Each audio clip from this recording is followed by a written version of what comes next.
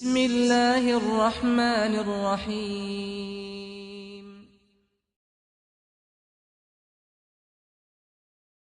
إن الحمد لله نحمده ونستعينه ونستغفره ونعوذ بالله من شرور أنفسنا ومن سيئات أعمالنا من يهده الله فلا مضل له ومن يضلل فلا هادي له وأشهد أن لا إله إلا الله وحده لا شريك له وأشهد أن محمدًا عبده ورسوله أرسله بالهدى ودين الحق ليظهره على الدين كله ولو كره المشركون. اللهم صل على محمد وعلى آل محمد كما صليت على إبراهيم وعلى آل إبراهيم إنك حميد مجيد. اللهم بارك على محمد وعلى آل محمد كما باركت على إبراهيم وعلى آل إبراهيم إنك حميد مجيد. أما بعد فإن خير الكتاب كتاب الله وخير السنن سنن محمد صلى الله عليه وسلم وشر الأمور محدثاتها وكل محدثة بدعة وكل بدعة ضلالة وكل ضلالة في النار. أعوذ بالله من الشيطان الرجيم. يا أيها الذين آمنوا اتقوا الله حق تقاته ولا تموتن إلا وأنتم مسلمون. بسم الله الرحمن الرحيم. قل هل ننبئكم بالأخسرين أعمالا الذين ضل سعيهم في الحياة الدنيا وهم يحسبون أنهم يحسنون صنعا أولئك الذين كفروا بآيات ربهم ولقائه فحبطت أعمالهم فلا نقيم لهم يوم القيامة وزنا. ആദരണീയരായ സത്യവിശ്വാസികളെ, പ്രിയ സഹോദരങ്ങളെ, ലോകസൃഷ്ടാവും നിയന്താവുമായ അല്ലാഹു സുബ്ഹാനഹു വ തആലയുടെ വിധിവിലക്കുകളും നിയമോപദേശങ്ങളുമെല്ലാം കൃത്യമായി പാലിച്ചും സൂക്ഷിച്ചും ജീവിക്കണമേ എന്ന് ഓർമ്മപ്പെടുത്തുകയാണ്.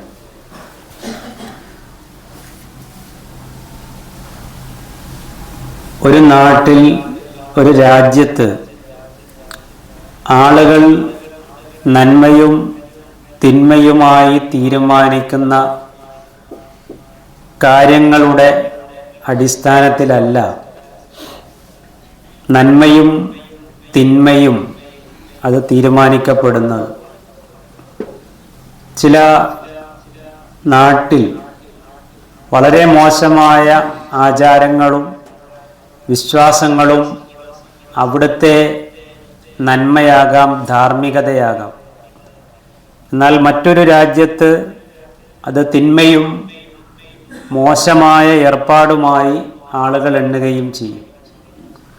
ഉദാഹരണത്തിന് ലൂത്ത് നബി അലൈഹിസ്സലാമിൻ്റെ കാലത്ത് ആണ് സ്വവർഗ വിവാഹം ആദ്യമായി ഭൂമിയിൽ തന്നെ ആരംഭിച്ചത് എന്നാണ്.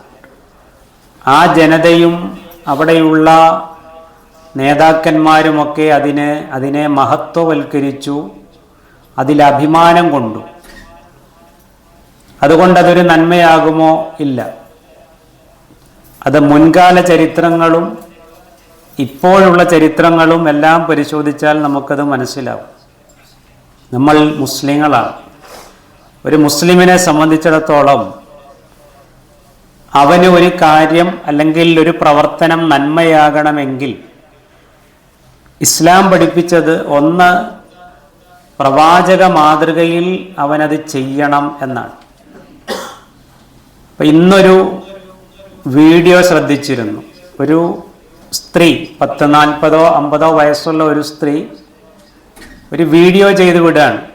ചെറുപ്പക്കാരെ, നിങ്ങൾക്ക് ആക്സിഡൻ്റ് ഉണ്ടാകാതിരിക്കാൻ നിങ്ങൾ ഈ ദിക്ർ ചൊല്ലിക്കോളൂ, പിന്നെ നിങ്ങളെ വണ്ടി ഇടിക്കൂല, പിന്നെ നിങ്ങൾക്ക് ആക്സിഡൻ്റ് ഉണ്ടാവുകയേ ഇല്ല എന്ന് പറഞ്ഞ് അവരുടെ വക ഒരു ദുആ അതുണ്ടാക്കിയിട്ട് പബ്ലിക്കായിട്ട് സോഷ്യൽ മീഡിയയിൽ വിടുകയാണ്.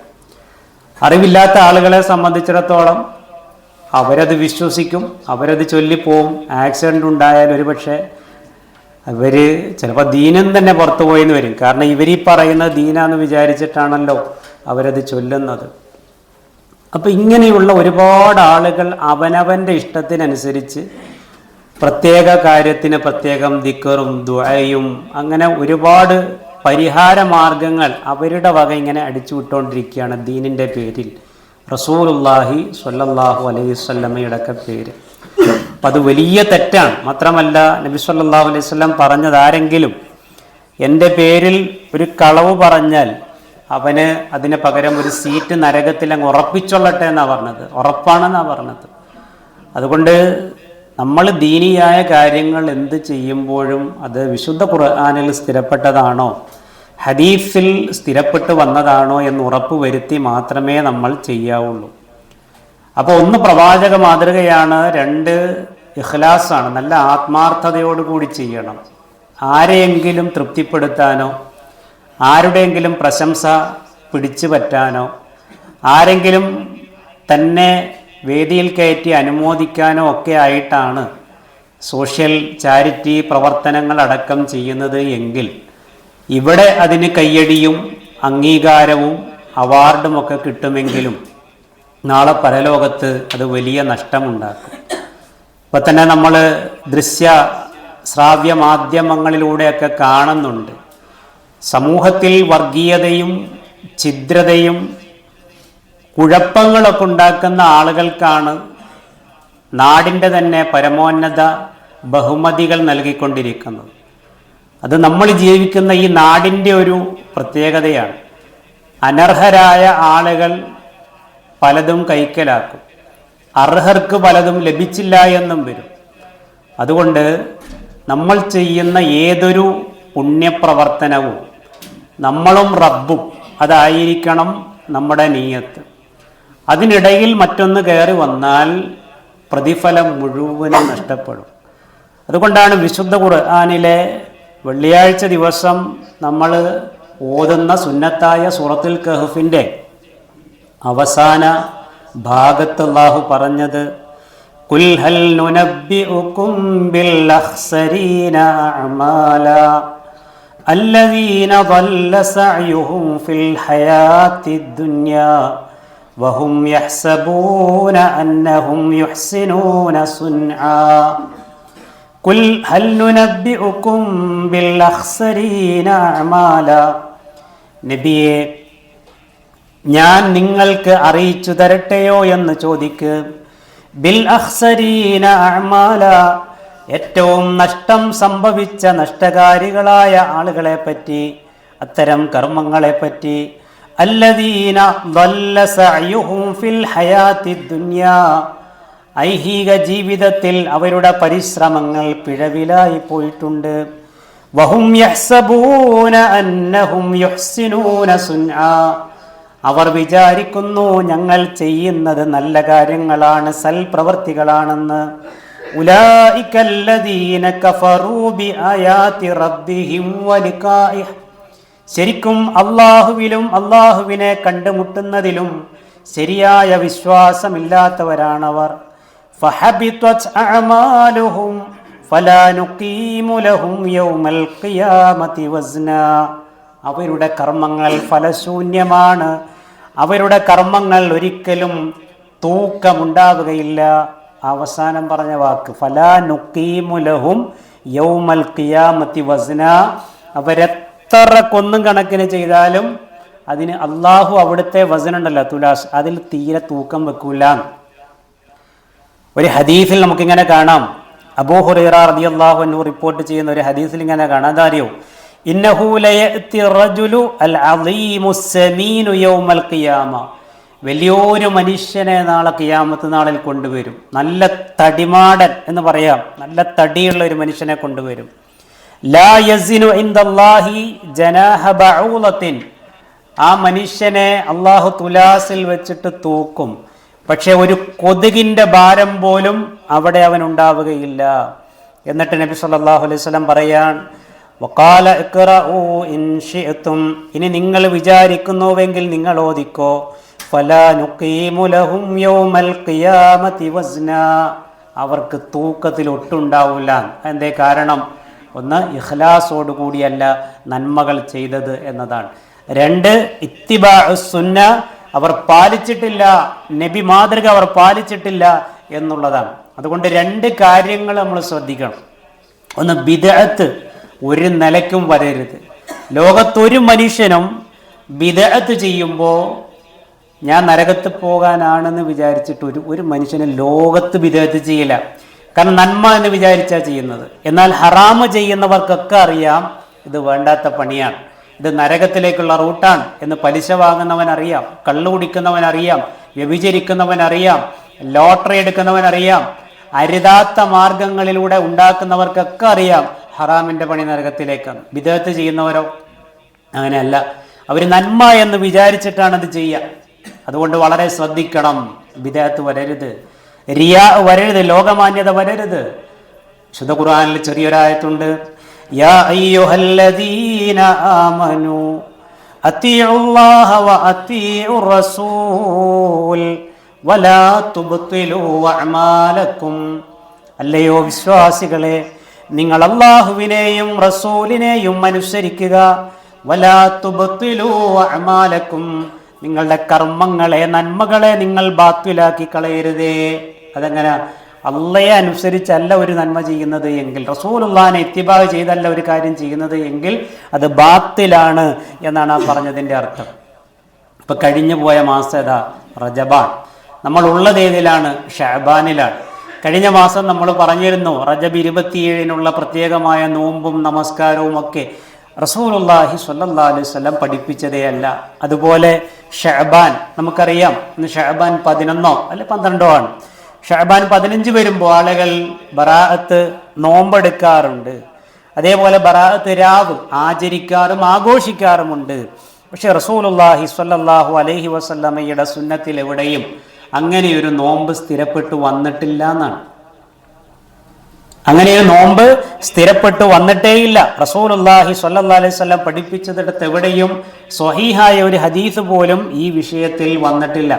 അതുകൊണ്ട് നമ്മൾ ശ്രദ്ധിക്കണം. സാധാരണ പറയാറുള്ളത് വിശുദ്ധ ഖുർആൻ ആകാശ ലോകത്ത് നിന്ന് അവതരിച്ച ആ ദിവസമാണ് ഷഅബാൻ 15 എന്നുള്ളതാണ്. പക്ഷേ വിശുദ്ധ ഖുർആനിലെ തന്നെ സൂറത്തുൽ ബഖറയിലെ ഏതാണ്ട് 100-ന് ശേഷമുള്ള ആയത്തുകളിൽ അള്ളാഹു പറയുന്നുണ്ട്, ഷഹ്റു റമദാൻ അല്ലദീ ഉൻസില ഫീഹിൽ ഖുർആൻ, വിശുദ്ധ ഖുർആൻ ഇറങ്ങിയത് റമദാൻ മാസത്തിലാണ് എന്ന്. അതുകൊണ്ട് ബറാഅത്ത് രാവ് അല്ലെങ്കിൽ ബറാഅത്ത് നോമ്പ് എന്നൊക്കെ പറയുമ്പോൾ അത് സുന്നത്തിൻ്റെ പിൻബലമുണ്ടോ എന്ന് നമ്മൾ ചിന്തിക്കുക. ചില ആളുകൾ ആലോചിക്കുന്നത് എന്താ വെച്ചാൽ, ഒരു നോമ്പല്ലേ, അല്ലെങ്കിൽ അന്ന് രാത്രിയുള്ള ഒരു നമസ്കാരമല്ലേ, അതിലെന്താണ് ഇപ്പോൾ ഇത്ര പ്രശ്നമുള്ളത് എന്ന് ചിന്തിക്കാറുണ്ട്. അങ്ങനെയല്ല. ഇപ്പം നോക്കൂ, ആ റസൂലുള്ളാഹി സ്വല്ലല്ലാഹു അലൈഹി വസല്ലം പറഞ്ഞത്, മൻ അമില അമലൻ ലൈസ അലൈഹി അംറുനാ ഫഹുവ റദ്ദുൻ, നമ്മുടെ കൽപ്പനയില്ലാത്ത നിർദ്ദേശമില്ലാത്ത ഏതൊരു കാര്യവും മതത്തിൻ്റെ ലേബലിൽ ഒരാൾ കൊണ്ടുവന്നാൽ അത് നിങ്ങൾ തട്ടിക്കളയണം, തള്ളിക്കളയണം, ഒരു നിലയ്ക്കും നിങ്ങൾ അതിനെ എടുക്കരുത് എന്നുള്ളതാണ്. അപ്പോൾ ബറാഅത്ത് നോമ്പിനെ പറ്റി രണ്ടാം ഷാഫിഈ എന്നറിയപ്പെടുന്ന ഇമാം നവവി റഹ്മഹുല്ലാ, അല്ലേ, 50 വയസ്സായപ്പോഴോ മറ്റോ മരണപ്പെട്ട, യുവത്വത്തിൽ മരണപ്പെട്ട പണ്ഡിതനാണ് ഇമാം നവവി റഹ്മഹുല്ലാ. പക്ഷെ നമ്മുടെ ഒരു ജീവിതകാലം മുഴുവൻ ഉറക്കമൊഴിഞ്ഞ് വായിച്ചാലും തീരാത്തത്ര കിതാബുകൾ അദ്ദേഹം ആ ഒരു ചുരുങ്ങിയ കാലഘട്ടത്തിൽ എഴുതിയിട്ടുണ്ട്. ഇന്ന് ഇമാം നവവി റഹ്മഹുല്ലയുടെ അർബഈന നവവിയ, റിയാദുസ് സ്വാലിഹീൻ പോലെയുള്ള ഗ്രന്ഥങ്ങളാണ് ലോക പണ്ഡിതന്മാർ ലോകത്ത് മുഴുവൻ ദർസെടുത്തുകൊണ്ടിരിക്കുന്നത്. എത്രയോ ഹദീസ് ഗ്രന്ഥങ്ങൾ ഉണ്ടായിട്ടും അത് വലിയൊരു തൗഫീക്ക് തന്നെയാണ്. അപ്പം അത്രയും വലിയ കിതാബുകൾ എഴുതിയ അറിയപ്പെട്ട ഇമാം നവവി റഹ്മഹുല്ല അദ്ദേഹത്തിൻ്റെ അൽ ബാഇഫ് എന്ന ഗ്രന്ഥത്തിൽ പറഞ്ഞത് ഇത് ചില ആളുകൾ കെട്ടിയുണ്ടാക്കിയ ഒരു ഏർപ്പാടാണെന്നുള്ളതാണ്. ബറാഅത്ത് രാവും അതിനോടനുബന്ധിച്ചിട്ടുള്ള കാര്യങ്ങളും റസൂലുള്ളാഹി സ്വല്ലല്ലാഹു അലൈഹി വസല്ലമയുടെ ഹദീസുകളിൽ എവിടെയും അത് സ്ഥിരപ്പെട്ടു വന്നിട്ടില്ല എന്നുള്ളതാണ്. അതുകൊണ്ട് ആ രൂപത്തിൽ നമ്മൾ കാര്യങ്ങളെ മനസ്സിലാക്കണം, ദീനീ വിഷയങ്ങളെ മനസ്സിലാക്കണം. എന്നാൽ നബി സല്ലല്ലാഹു അലൈഹി വസല്ലം പഠിപ്പിച്ചിട്ടുള്ള സുന്നത്തായ നോമ്പുകളുണ്ടല്ലോ, അതിൽപ്പെട്ട ഒരു നോമ്പാണ് അയ്യാമുൽ ബീദിന്റെ നോമ്പ് എന്ന് പറയുന്നത്. അയ്യാമുൽ ബീദിന്റെ നോമ്പ് എന്ന് പറഞ്ഞാൽ വാവിന്റെ ദിവസങ്ങളിലെ, വെളുത്ത വാവിന്റെ ദിവസങ്ങളിലെ നോമ്പ് അതാണ് അതുകൊണ്ട് ഉദ്ദേശിക്കുന്നത്. എല്ലാ അറബി മാസവും 13, 14, 15 ദിവസങ്ങളിൽ അതെടുക്കാവുന്നതാണ്. അത് വലിയ പുണ്യമുള്ള ഒരു നോമ്പ് കൂടിയാണ്. അപ്പം അതിൽ പ്രശ്നമില്ല. പക്ഷേ ബറാഅത്ത് നോമ്പ് എന്ന പേരിൽ ഒരു പ്രത്യേക നോമ്പില്ല. അന്ന് ഷഅബാൻ 15 രാവിലെ ആളുകൾ യാസീൻ സൂറത്ത് ഓതും. ഒന്നെന്തിനാണ്? റിസ്കിന്റെ വിശാലതയ്ക്ക് വേണ്ടിയാണ്. രണ്ടാമതൊന്നുകൂടി ഓതും. എന്തിനാണ്? ദീർഘായുസ് കിട്ടാൻ വേണ്ടിയാണ്.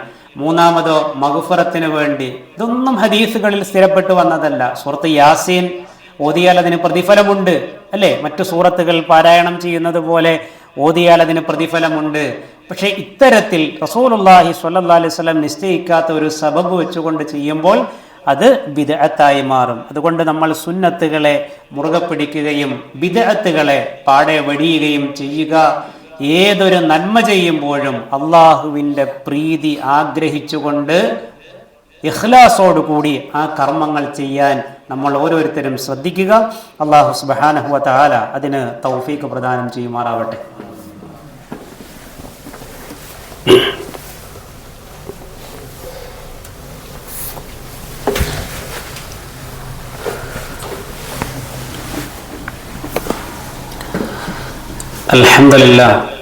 അൽഹംദുലില്ലാഹി റബ്ബിൽ ആലമീൻ വസ്സലാത്തു വസ്സലാമു അലാ റസൂലിഹിൽ അമീൻ വഅലാ ആലിഹി വസഹ്ബിഹി അജ്മഈൻ. അമ്മാ ബഅദ്.